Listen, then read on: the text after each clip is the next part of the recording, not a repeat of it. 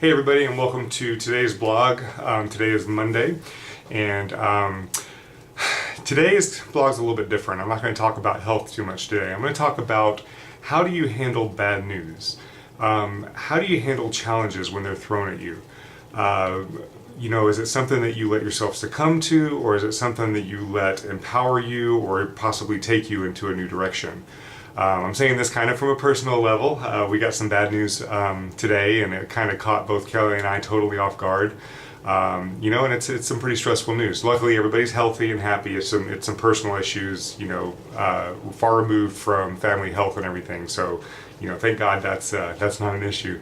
But it made me start thinking. It made me start going through and having to, to challenge myself to address what is my belief system, what are my intentions here, what's my faith level.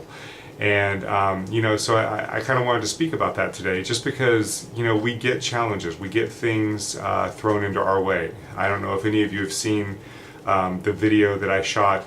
It's been a while since I shot it, but of all the hurdles that Kelly and I went through and all the bad news that we got going through chiropractic school. Just one challenge after another and after another. And they kept redirecting us, and they kept putting us into different opportunities that we wouldn't have faced had the challenge not come up. So I always have to look back at those times, and you can watch that video if you want to. I think it's something about the challenges I went through, or getting through chiropractic school, or something like that. You can watch that video if you want to. But it's something that you can look back in your life, and you can look at when you've had a big challenge that's coming up, you've had a big problem that presented itself that looked like it was unsurmountable. And, what changed in your life because of it? You always get through it, assuming it's not a terminal illness. You always get through it. And did you come out of it because you're stronger for it, or did you come out weaker for it? And, that's what I always have to do. I have to review back to those times that, for example, when, just a little excerpt, when I graduated from chiropractic school, I was going to go up to Louisville, Kentucky to train with a doctor, and he was going to train me and help me open my practice, and he was going to train me on how to run a practice. And so we graduated from school in December. I moved all of my stuff up to Louisville, Kentucky. Kelly and I moved all of our stuff up there. We got there, and the apartment manager was really cool. He let us go ahead and move our things into the apartment because we didn't have our kids with us at the time. They were staying with my mom. So we unloaded everything, moved it into our apartment. We spent 2 days getting the apartment set up. And then we came back home to get the kids, and we were spending about 2 weeks at home with our family before we moved up to Louisville to begin the training program. This was over the Christmas break. So we unloaded everything, dropped off our moving truck, drove home, got home, and in the mail we had a letter from the training company saying that our training class had been canceled and that they were no longer training until further notice, which it ended up turning out the guy ended up getting busted for a bunch of scams and going to jail for all kinds of stuff, which I'm really glad I didn't go through this program. But I had just graduated from college. Kelly and I had just moved everything that we owned to Louisville, Kentucky. We knew nobody in Louisville, Kentucky. We had moved into an apartment. We had no money, no job, 2 kids, and all of our stuff in a town that we didn't know what the heck we were going to do. And, I got that notice, and I was scared to death, but at the same time I was kind of excited because I hold the belief that when things change, they put you in a new direction. And we went ahead and went to Louisville. We had no choice. We got up there, and we spent the next 3 weeks just worrying and stressing and exploring options and doing everything that we could, and ended up getting hooked up with a doctor up there that I ended up working with, and things kind of progressed, and I ended up coming down here and practicing again. So it ended up working out for the better, and it ended up working out in the long term much better than if I had gone the other route. But I tell you what, man, there was some serious pucker factor, as they call it. We were scared, and there are times that we go through things like that. And I think that one of the keys that we have to deal with, and I'm speaking to you guys right now, but I'm also speaking to myself as I say this, or reminding myself of this. One of the things that we have to do is we have to just take action. We have to have faith that God or universe or whatever your belief system is, but we have to have faith that we're being moved towards what our goals are and what we're aiming for.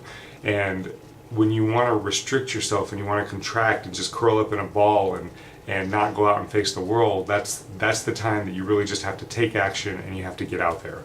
And the more action you take, I read one time that it's much easier for God to hit a moving target. So you get out there and you just start taking action, and then you take corrective action as the results of what you're doing present themselves. And then when you look back on that challenge, you'll realize that it puts you on a path that you're probably better for. I read in a book one time, there is no good news or bad news, there's just news. If you get really excited about some news, well, that could lead you to a path that, you might, let's say you got a check for $1 million and you get really, really excited about it, well, then you make some stupid decisions and you're right back where you started. Or let's say that you find out that you were expecting some money and you don't get it. And it makes you kind of reach down deep and dig deep within yourself and come through for yourself instead of expecting some external source to come through and save you. And you realize that after you get through that turmoil, you realize that you got more creative and you created an opportunity for yourself and your family, and you grew because of the challenge. And you wouldn't have grown had you gotten that money, but you grew and you were better for it because of it. So in that example, the good news, the $1 million, turned out to be bad news because you really didn't learn anything from it. But the bad news became good news because you actually dug in and grew from it.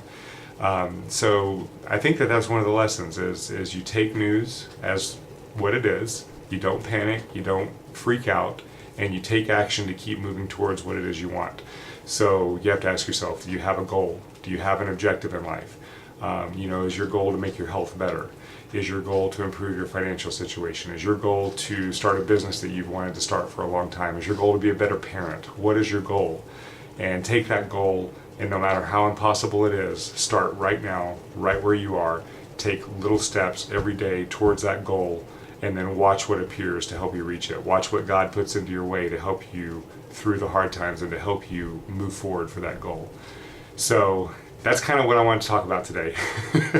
And again, it was kind of a reminder to myself, as well as a hopefully a little bit of an inspiring message for you guys. So let's everybody just set those goals and get moving towards them, and let life kind of unfold itself before us, because I think that it's a miracle, and it always amazes me when you get a challenge what you end up coming out with. So I wish everybody the best, and as always, my goal for you: take control of your health and your life before your health and your life takes control of you. And I will see you guys on tomorrow's video. Okay, have a great day. Bye bye.